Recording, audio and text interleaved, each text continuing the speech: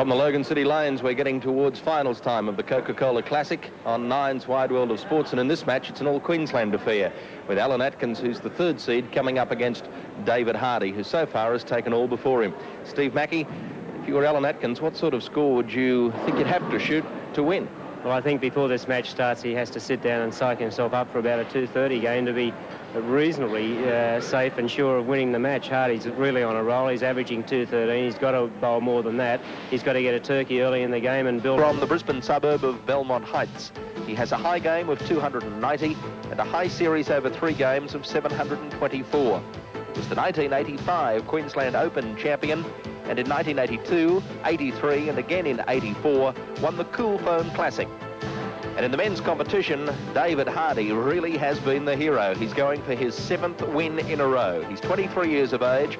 He comes from Kippering, which is in the Redcliffe district just north of Brisbane. His highest game is 289 with a high series over 3 games of 792. His previous best performance was to be a finalist in the 1986 South Pacific tournament.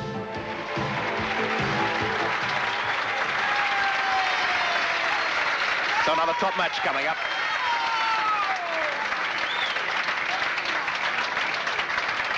And Alan Atkins electing to bowl first, and joining Steve Mackey and myself for a commentary on this game, Terry Winban. Terry, what's your selection? Oh, this is going to be very hard because you've got a left-hander and a right-hander, and Alan really bowls well in this centre. He is excellent. He's won a tournament here many, many times. So 9 falling for Alan Atkins, and he should have little trouble in picking up his spare in the opening throw. Yeah, well, Alan's always good in a one-game match to bowl at least 210 plus. He's going to need every one of those 210 pins plus to be able to beat this fantastic performance by the 23-year-old.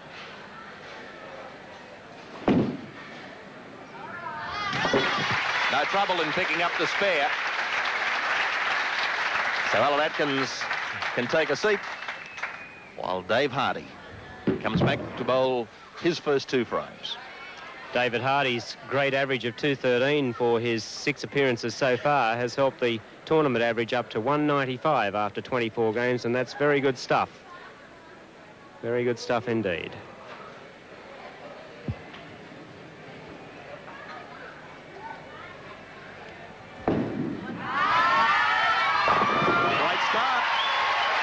And starting out the way he finished, with a strike.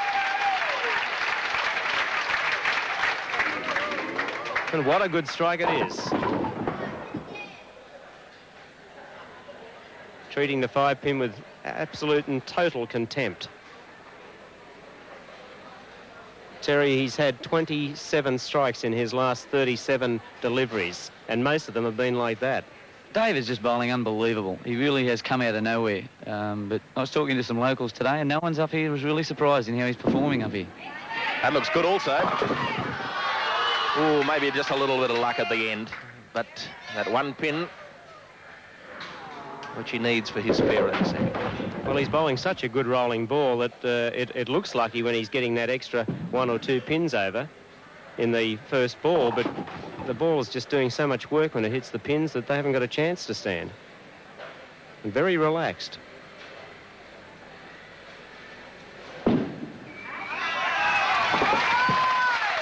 the spare.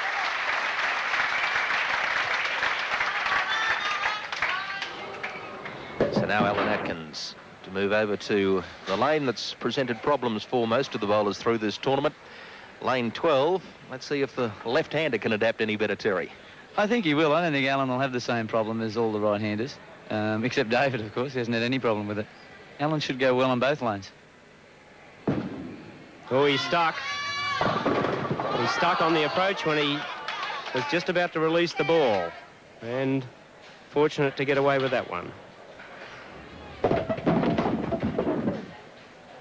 We'll have a look now. Just now. Oh, yes. Big trouble. And only just stopping before the foul line.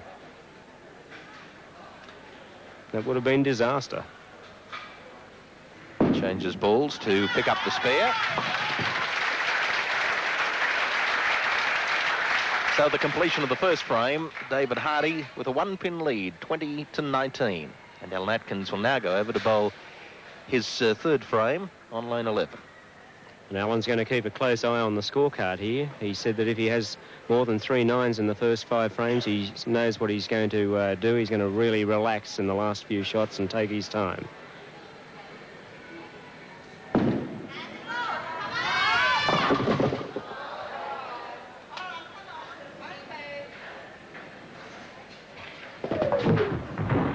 Dragging the ball through then on the release.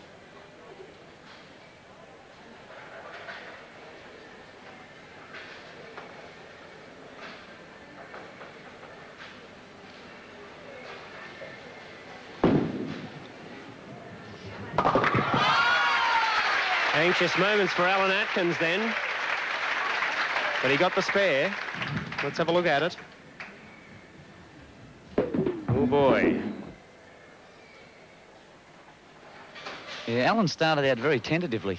I think if he's going to have to beat David, who's really on a roll, he's going to have to start attacking the pins a bit more. Let's see what David does now. I think he'll get it out wide, and I think he might rip this one.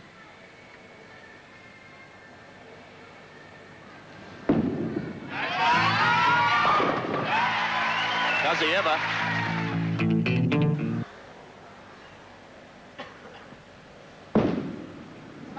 Good spare. Not an easy one, 22 inches separating those 2 pins. But Alan hit the front one spot on. See the ball veer right after it hits them. Well, David Hardy up on his favourite lane. Oh, no. Well, that's the first sign of eagerness that we've seen out of David Hardy. Or was it Syke? David Hardy holding a lead of 6 pins at the end of the third, 60-54. Alan Atkins needing a strike, and that's exactly what he delivers. Well, if it was Syke, it didn't work. And if it was just a genuine mistake, well, I think it might have been a genuine error of judgment on David's part there, but no error of judgment on Alan Atkins' strike. That was the best one he's had so far. The only one that's looked like being a strike. So now it's David Hardy's turn to bowl on lane 12. Top of the 5th. Down they go. I think you're right, Terry. If he finds a line on lane 11, we're going to have a turkey on our hands. 3 strikes in a row. I think so. He's. I think he'll be concentrating very hard on this one, because if he can get... Al's got a strike, and if Dave can get a double up, he can put extra pressure on Alan. If he misses, Alan can get a turkey and go right in front. Pressure mounting at Logan City Lanes.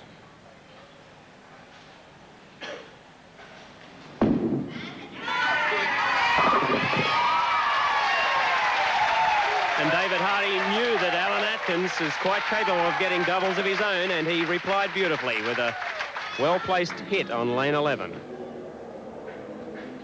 Almost too well-placed, the 7-pin. Once again, the last to go.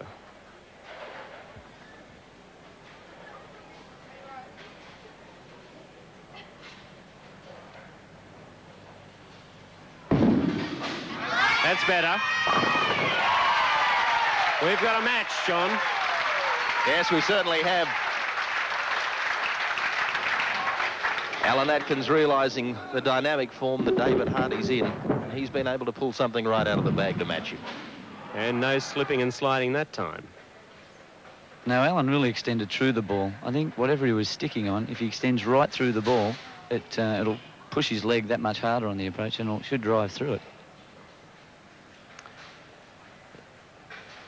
So Alan Atkins at the top of the 7th.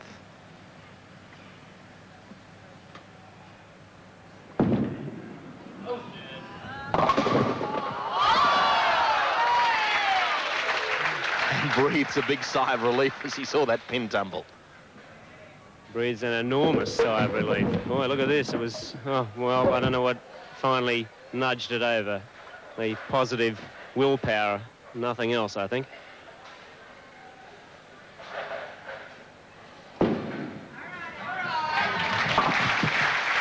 No trouble to pick up the spare. It was 6 pins the lead to David Hardy at the end of the 4th frame, 80 to 74. Well, David Hardy now moving up top of the 7th. Strikes in the 5th and 6th frames. He'll extend the lead to 17 with a strike here.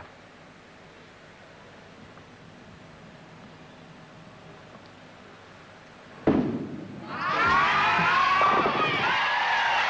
he's bowling beautifully. He's worked that lane out absolutely to perfection. Yes, that lane is his. He belongs to lane 12 and the lane belongs to him. Urethane bowling balls, and David's actually using a polyester bowling ball, which is a plastic coating as against the urethane, which doesn't grip the lane as much, and lane 12's hooking more, and he's able to use it, whereas a lot of other bowlers aren't.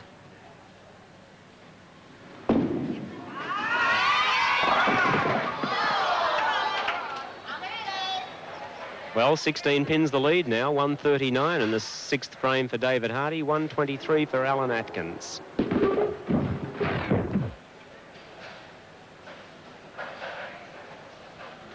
He'll be moving way left on the approach for this one. He's got a lot of the lane to play with, 42 inches.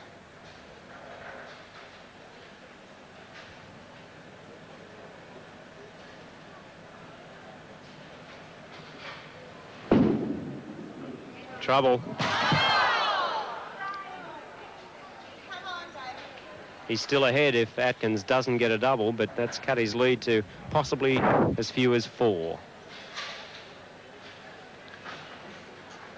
Deep breathing time for David Hardy while Alan Atkins goes through his 2 frames. He'd love to get a double now. And I'm sure, too, that David Hardy would remember much the same situation last night against Tom Curry when he left that 1 pin standing and forced him into a tiebreaker, which, of course, he won. But Alan Atkins now had the chance to come back.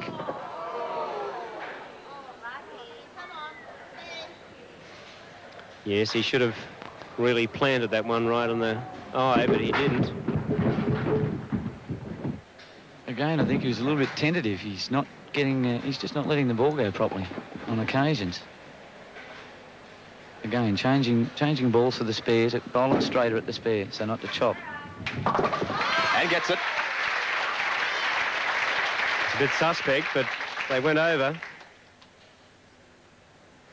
A lot of tournament bowlers these days do change balls and deliveries sometimes for their spare shots.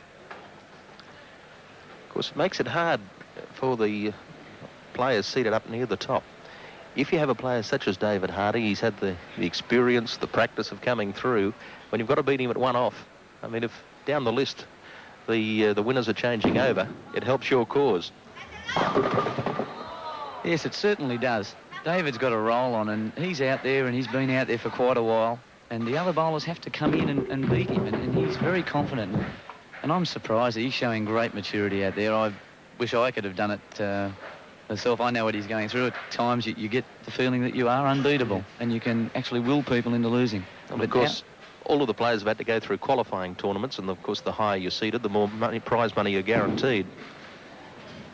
But if, as happens with David Hardy, he's able to keep on winning, then that puts the pressure back onto the players who've just got to beat him in a one-off situation. And it means that at the end of the 8th frame, the margin was 8 in favour of David Hardy, 167 to 159.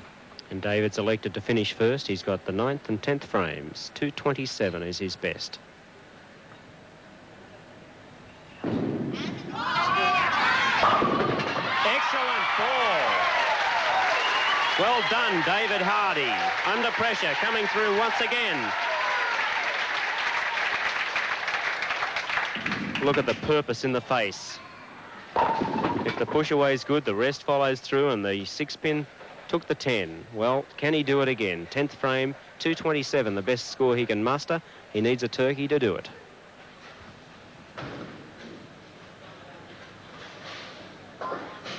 He's had the ability to finish so incredibly well in his past few games. It looks like repeating the dose. And he's won another game. He can't lose. What a bolter.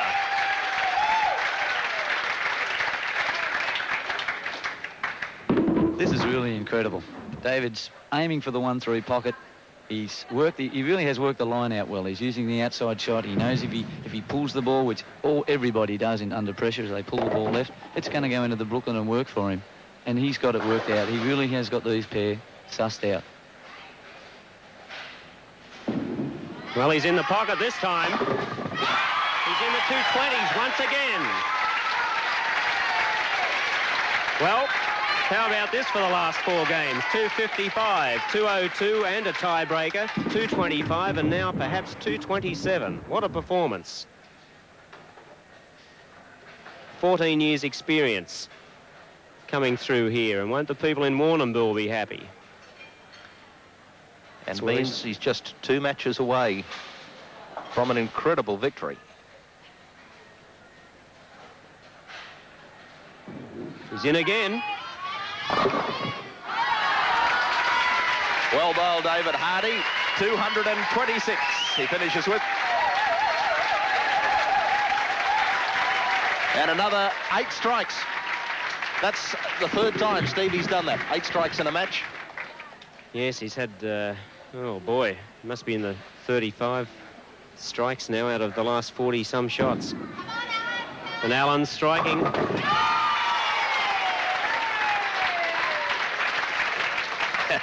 A little shake of the head from Alan Atkins to say, well, I've done all right, but what have you got to do to beat this guy? Yes. What did you predict, Steve, at the start you would have had to bowl to beat him? Well, I thought a game 215 plus and 226, 227 Allen's requirement, and he can't get it. All he can do is 209.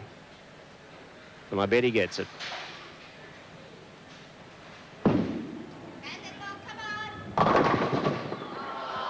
Wrong again.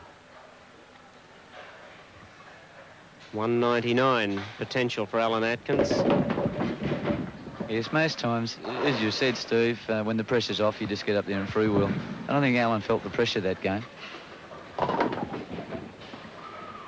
Yes, he started out very tentatively. Those first 4 shots not good, and then he came back with a good double and tried to rally himself mentally and physically, but it wasn't to be tonight. And his game at 199 gives him a loss by 27 pins. And the 7th win in a row to David Hardy, winning 226 to 199. 7 in a row, another 2, and he's the Coca-Cola Classic champion.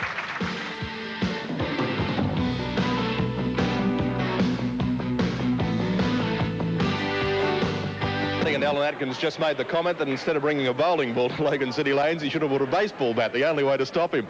Alan, you check for $700 for finishing in 4th place. Well done. Thanks, John. It means now that there's a New South Welshman and a Victorian stand in David's way as the only other Queenslander that was left in the tournament. Can he go on a win? I'm glad it's him, I'll tell you. They got something to beat. He is shooting extremely well, really is, and I congratulate him because anybody that bowls like that on TV is good bowling. Thanks, Alan. Thank you, Well John. done and well said. Well, David, 2 matches to go, 2 big ones. New South Wales and then Victoria. How are the nerves? They're not doing too bad at all so far. I've got 2 hard matches to go, though. I think I'll just take them one at a time and see what happens. Having won 7 in a row, do you feel that you're now bowling better or as well as perhaps when you started, when there was no pressure on you? I think I was worse when I first started with the lights and the cameras. I was shaking and carrying on something terrible. I get a bit nervy at the start of the game still, but I think I'm better off now. Well, you wouldn't know it, and good luck in your next few games. In fact, the next game that we'll have for you on Nine's Wide World of Sport will be the men's preliminary final, and that's going to be between David Hardy, and he comes up against Kevin Quinn of New South Wales, with the winner to play, Steve Lovell of Victoria, in the final. You'll be seeing it soon throughout Australia on Nine's Wide World of Sports.